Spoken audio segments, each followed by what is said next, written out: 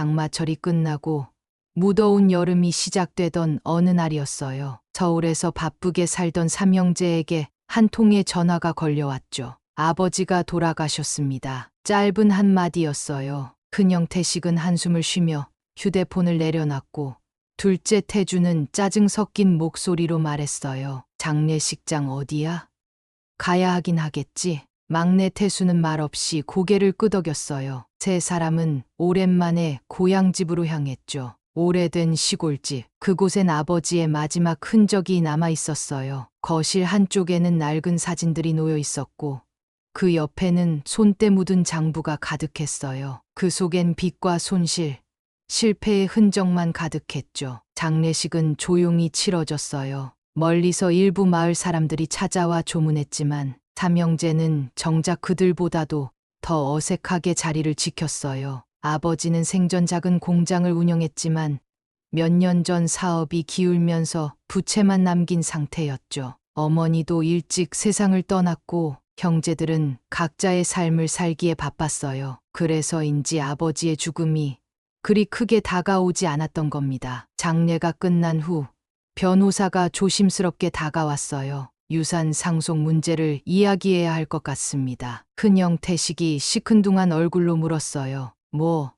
받을 게 있긴 한가요? 변호사는 서류를 넘기며 담담히 말했어요. 현재 확인된 부채만 10억 원 이상입니다. 순간 형제들의 얼굴이 굳어졌어요. 10억.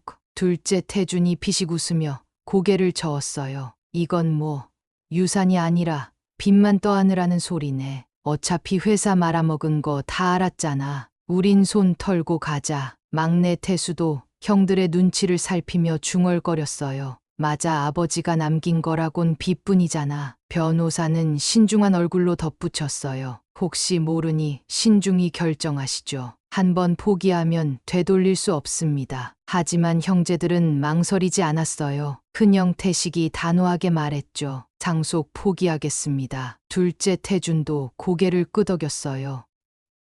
나도 빨리 서류 처리해 주세요. 막내 태수도 어쩔 수 없이 따라갔어요. 저도 포기하겠습니다. 집을 떠나기 전 마을 사람들이 조심스레 말을 건넸어요. 그래도 아버님이 살아생전 애쓰셨던 건 아시죠? 하지만 삼형제는 무심히 고개를 끄덕이며 대답했어요. 네, 뭐 고생하셨겠죠. 그렇게 형제들은 짐을 챙겨 고향을 떠났어요. 형제들이 떠난 후 고요해진 집 앞에서 가정부 박 씨가 혼잣말처럼 중얼거렸죠. 저렇게 가버리는구나. 정말 모르고 가는 건가. 형제들이 떠난 지 며칠 후 마을은 다시 고요해졌어요. 아버지가 살던 낡은 집에는 가정부 박 씨만 남아 뒷정리를 하고 있었죠. 이렇게 떠나버리다니 정말 모르고 간 거야? 박 씨는 쓸쓸한 얼굴로 한숨을 내쉬었어요. 삼형제가 아무 미련도 없이 떠난 집엔 아버지가 남긴 흔적들이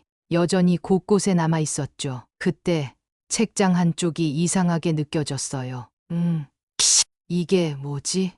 박 씨는 먼지가 수북한 서류 뭉치를 발견했어요. 겉은 바래고 군데군데 접힌 자국이 있었죠. 그 서류는 땅 문서였습니다. 이 땅, 아니, 이게 이렇게까지 큰 땅이라고? 서류엔 분명히 서울 외곽 개발 예정지라고 적혀 있었어요. 게다가 아버지 이름이 등기상 소유자로 기재되어 있었죠. 오래된 땅, 남들은 그냥 시골 땅이라고 생각했겠지만 최근 대규모 개발이 발표되면서 땅값이 천정부지로 치솟고 있던 곳이었어요. 박 씨는 손으로 입을 틀어막았어요. 이건 수백억짜리 땅이잖아. 그제야 이해됐어요. 아버지는 빚더미 속에서도 이 땅만큼은 지키고 있었던 거죠. 하지만 형제들은 그것도 모른 채 빚만 보고 떠나버린 거예요. 박 씨는 고민했어요. 이 사실을 알려야 할까? 하지만 떠나버린 형제들에게 굳이 전해야 할 이유가 있을까? 이 사람들이 참 아버지 고생하는 동안 한 번이라도 찾아왔으면 이런 일 없었을 텐데. 박 씨는 한숨을 내쉬며 서류를 내려놓았어요. 그냥 조용히 묻혀도 아무도 모를 일이었죠. 그렇게 시간이 흘러갔어요. 한 달 후 서울. 둘째 태주는 커피숍에서 친구를 만나 대화하고 있었어요. 그래서 요즘 일은 어때? 친구가 묻자 태주는 피곤한 얼굴로 커피를 휘젓다가 한숨을 쉬었어요. 뭐, 그냥 그렇지. 요즘 부동산 투자도 잘 안 풀리고 돈 벌기 참 어렵다. 그때 TV에서 뉴스가 흘러나왔어요. 속보 서울 외곽 신도시 개발 확정 일대 부동산 가격 급등. 태주는 아무 생각 없이 뉴스를 흘려듣다가 화면에 떠오른 지도 한 장을 보고 움찔했어요. 저거 어디서 많이 본 지도 같은데. 순간 어렴풋한 기억이 떠올랐어요. 아버지의 장례식 날 변호사가 보여줬던 서류들. 뭔가 이상하다는 느낌이 들었어요. 그때 친구가 핸드폰을 보며 말을 던졌어요. 야, 너도 저 뉴스 봤어? 저기 원래 허허벌판이었는데 개발 들어가면서 땅값이 10배 넘게 뛰었다더라. 태주는 커피를 흘릴 뻔하며 화면을 다시 봤어요. 뭐?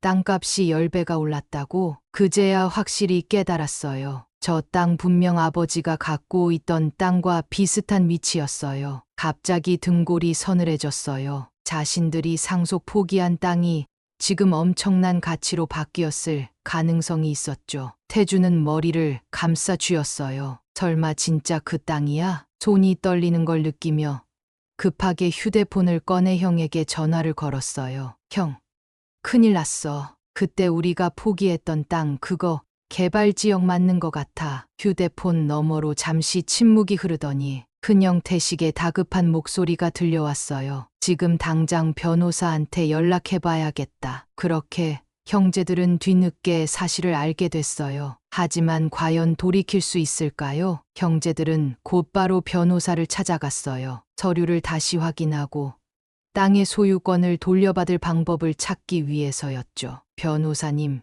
그때 우리가 포기한 상속 재산 혹시 되찾을 수 있을까요? 태식은 조급한 목소리로 물었어요. 하지만 변호사는 심각한 얼굴로 서류를 살펴보다가 한숨을 내쉬었어요. 안타깝지만 이미 상속 포기가 확정됐습니다. 법적으로 뒤집기는 어렵습니다. 뭐라고요? 아니, 우리도 몰랐던 땅인데 그걸 왜 못 돌려받아요? 태준이 억울한 듯 항의했어요. 변호사는 조용히 고개를 저었어요. 상속 포기는 단순히 빚만 포기하는 게 아닙니다. 피상속인의 모든 재산을 포기하는 거예요. 이건 형제님들이 서명하고 결정한 사항이라 이제 와서 번복하는 건 불가능합니다. 형제들은 충격을 받았어요. 눈앞이 캄캄해졌어요. 그럼 그 땅은 지금 누구 겁니까? 변호사는 서류를 정리하며 말했어요. 현 소유자는 피상속인의 법적 관리인이었던 분입니다. 아버님이 돌아가신 후 아무도 소유권을 주장하지 않자 법적 절차를 통해 해당 부동산은 관리인에게 넘어갔죠. 형제들은 멍해졌어요. 관리인? 순간 태준이 박 씨의 얼굴을 떠올렸어요. 장례식 내내 곁을 지키던 가정부. 그가 갑자기 떠오른 거였어요. 설마 박 씨가? 변호사는 가볍게 고개를 끄덕였어요. 네, 박 씨가 법적으로 적법한 절차를 거쳐 해당 땅의 상속을 받았습니다. 현재는 박 씨의 소유입니다. 형제들은 서로를 쳐다봤어요. 할 말을 잃었죠. 그렇게 자신들이 무심코 포기한 땅은 이제 박 씨의 것이 되어버린 겁니다. 형제들은 당장 박 씨를 찾아갔어요. 그의 연락처를 어렵게 알아내어 마침내 만날 수 있었죠. 작은 찻집. 박 씨는 차분하게 앉아 그들을 기다리고 있었어요. 태식은 들어서자마자 다급하게 말했어요. 박 씨 그 땅, 우리가 포기한 줄 몰랐어요. 솔직히 우리도 속은 기분이거든요. 그래서 다시 한번 이야기해 보려 합니다. 박 씨는 조용히 차를 한 모금 마시더니 형제들을 바라봤어요. 그럼 이제야 그 땅이 얼마나 소중한지 알겠다는 말씀이신가요? 형제들은 아무 말도 못했어요. 박 씨는 고개를 끄덕이며 한숨을 내쉬었어요. 사실 저는 처음부터 형제분들이 알길 바랐어요. 그런데 여러분이 서류 한 장 제대로 보지 않고 그저 빚이라는 말만 듣고 떠난 걸 보고 그때 깨달았습니다. 형제들은 입술을 깨물었어요. 여러분은 아버님의 유산을 받을 자격이 없구나. 그분이 얼마나 힘들게 이 땅을 지켜왔는지, 얼마나 많은 고민 끝에 남기셨는지 조금도 이해하려 하지 않았잖아요. 박 씨의 말에 형제들은 말문이 막혔어요. 태준이 애써 침착한 척하며 말했어요. 박 씨, 그래도 우리 가족이었잖아요. 우리도 그 땅에 대한 권리가 있지 않습니까? 그 말을 듣자 박 씨는 씁쓸한 미소를 지었어요. 가족이요? 그럼 가족이라면 마지막까지 아버님 곁에 있어야 하지 않았을까요? 그분이 돌아가시기 전까지 형제분들 중 한 명이라도 곁에서 함께한 적 있었나요? 형제들은 아무 대답도 하지 못했어요. 박 씨는 천천히 자리에서 일어났어요. 전 이제 그 땅을 어떻게 할지 고민하고 있습니다. 그저 한 가지 확실한 건 여러분이 그것을 가질 기회는 다시는 없다는 거예요. 형제들은 얼굴이 새파래졌어요. 그렇게 자신들의 선택이 가져온 결과를 뼈저리게 깨닫게 됐죠. 그리고 박 씨는 조용히 그들을 남겨두고 찻집을 나섰어요. 형제들은 멍하니 창밖으로 멀어지는 박 씨의 뒷모습을 바라볼 수밖에 없었습니다. 모든 것이 끝난 순간이었죠. 형제들은 카페를 나온 뒤 아무 말도 하지 못한 채 길거리를 서성이며 걸었어요. 지금까지는 박 씨를 찾아가 항의하면 어떻게든 해결될 줄 알았죠. 하지만 박 씨의 단호한 태도에 모든 기대가 무너져 내렸습니다. 태식이 한숨을 내쉬었어요. 이게 다 우리가 서류를 제대로 안 보고 성급하게 포기해서 벌어진 일이야. 태주는 씁쓸한 미소를 지었어요. 빚이 10억이라길래 그냥 도망치는 게 답이라고 생각했지. 설마 우리가 포기한 게 빚뿐만이 아니었을 줄은 몰랐잖아. 형제들은 길 한복판에서 멍하니 서 있었어요. 머릿속이 복잡했어요. 그때 휴대폰이 울렸어요. 태식이 화면을 확인하더니 표정이 더 굳어졌어요. 은행이야. 뭐, 대출 연체됐다고 빨리 갚으라고. 형제들은 서로를 쳐다봤어요. 아버지의 빚을 상속받을까봐 도망쳤지만 정작 자신들은 각자 수천만 원의 대출을 끌어안고 살아가고 있었죠. 그런데 바로 눈앞에 자신들이 감당도 못할 빚보다 몇십 배는 가치 있는 땅이 있었는데 그것을 스스로 차버린 셈이었어요. 태주는 하늘을 올려다보며 푸념했어요. 우린 빚을 피하려다가 오히려 더 큰 걸 잃어버린 거네. 태식도 힘없이 웃었어요. 차라리 그냥 빚이라도 물려받을 걸 그랬어. 그럼 최소한 이 땅은 우리가 가질 수 있었을 텐데. 하지만 이제는 돌이킬 방법이 없었어요. 모든 건 끝났고 형제들에게 남은 건 후회뿐이었죠. 한편 박 씨는 변호사와 함께 서류를 정리하고 있었어요. 형제들을 만나고 난 뒤 그는 깊은 고민에 빠졌습니다. 이 땅을 정말 제 이름으로 둬도 괜찮을까요? 변호사는 고개를 끄덕였어요. 이미 법적으로 정당한 절차를 거쳤습니다. 박 씨는 아버님을 마지막까지 지켜드렸고 그분의 뜻을 누구보다 잘 이해하는 사람이니까요. 박 씨는 창밖을 바라보며 생각에 잠겼어요. 아버님은 생전에 형제들이 이 땅을 이어받길 바랐을까요? 아니면 그들이 떠난 이후에도 그저 묵묵히 곁을 지키던 자신이야말로 땅을 지킬 사람이라 생각했을까요? 그는 한숨을 내쉬며 고개를 끄덕였어요. 이 땅을 팔아버릴 생각은 없습니다. 변호사가 의아한 표정을 지었어요. 그럼 어떻게 하실 생각이신가요? 박 씨는 잠시 고민하다가 조용히 입을 열었어요. 아버님이 생전에 하시던 말씀 중 하나가 떠오르네요. 땅은 가진 사람의 것이 아니라 필요한 사람의 것이다 라고 하셨죠. 그는 한 장의 서류를 꺼내 변호사에게 건넸어요. 이 땅을 지역복지재단에 기부하려고 합니다. 변호사는 눈을 동그랗게 떴어요. 기부요? 박 씨는 가볍게 웃었어요. 아버님이 마지막까지 지키려 했던 이유는 이 땅이 단순한 재산이 아니라 누군가에게 도움이 되는 공간이었기 때문이에요. 이제 제가 그 뜻을 이어가야 할 것 같아요. 변호사는 감탄한 듯 고개를 끄덕였어요. 그렇게 형제들이 포기한 땅은 결국 그들의 손에도 들어가지 않았고 박 씨가 새로운 결정을 내리게 되었죠. 며칠 후 형제들은 우연히 뉴스를 보게 되었어요. 그리고 거기엔 믿기 어려운 기사가 떠 있었습니다. 고 김만수 씨의 땅, 복지재단에 기부 지역 사회 환원 결정. 태준이 뉴스를 보자마자 자리에서 벌떡 일어났어요. 뭐, 기부?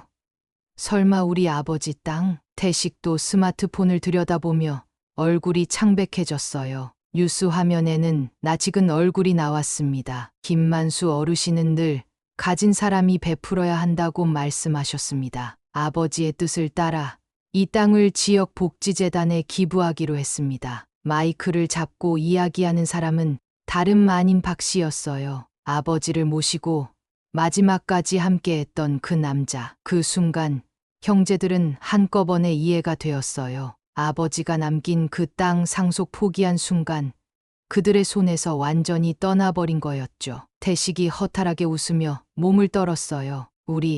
우리가 버린 걸 저 사람이 가져간 게 아니라 사회에 기부했다고. 태주는 멍하니 화면을 바라보며 중얼거렸어요. 우리한테 남긴 마지막 선물이었을 텐데 그걸 모르고 그냥 버렸네. 그들의 머릿속에는 아버지의 마지막 모습이 떠올랐어요. 병상에 누워 마지막까지 무언가를 말하려 했던 그 눈빛. 하지만 그들은 단 한 번도 제대로 듣지 않았어요. 이제 와서 후회해도 모든 것이 끝난 뒤였어요. 그들은 빚을 피하기 위해 스스로 가장 소중한 걸 버려버린 거였어요. 며칠 후 형제들은 처음이자 마지막으로 아버지의 묘를 찾았어요. 그동안 한 번도 오지 않았던 곳이었지만 오늘만큼은 오지 않으면 안 될 것 같았어요. 비가 내린 뒤라 묘 앞에 흙은 축축하게 젖어 있었어요. 태주는 묘비 앞에 조용히 무릎을 꿇었어요. 손에는 작은 꽃다발이 쥐어져 있었죠. 아버지, 우리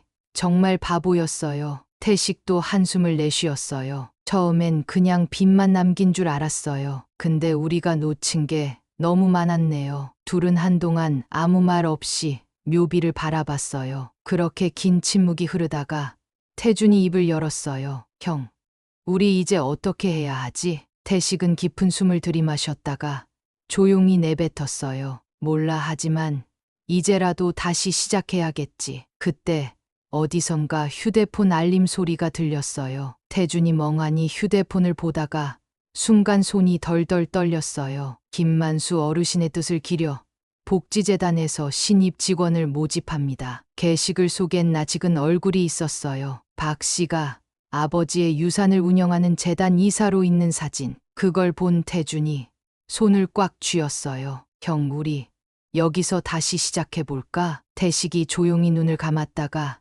이내 고개를 끄덕였어요.